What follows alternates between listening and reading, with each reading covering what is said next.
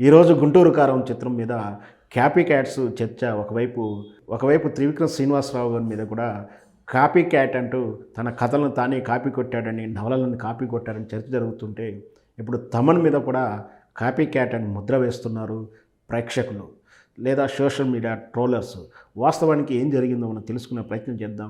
'గుంటూరు కారం' చిత్రంలో ఉన్నటువంటి 'కుర్చీ మడతపెట్టి' అనే పాటలో ఆ రిథమ్ గాని, ఆ బీట్ చూస్తుంటే మనం ఒక్కసారి ఆ 'గుంటూరు కారం' పాట వస్తున్నప్పుడు ఆ లీడ్ బీట్ వింటున్నప్పుడు మనం వినబోతున్న త్వరలో పాట, ఆ తర్వాత 'అత్తారింటికి' చిత్రంలో ఉన్నటువంటి పాట అయినటువంటి 'కాటమరాయుడు' ఆ పాట ఏదైతే ఉందో అది వింటామన్న ఫీలింగ్‌లోకి వెళ్ళిపోయిన తర్వాత తీరా చూస్తే అక్కడ వినపడేది 'గుంటూరు కారం' చిత్రం పాట. అంటే అక్కడ లీడు ఆ చిత్రం 'అత్తారింటికి' చిత్రంలో ఉండే బ్యాక్‌గ్రౌండ్ రిథమ్‌ను కాపీ కొట్టి సేమ్ అదే దాన్ని కొంచెం మారుస్తూనే 'గుంటూరు కారం' చిత్రంలో తమన్ కాపీ కొట్టారా అంటూ సెటైర్ ఏస్తున్నారు.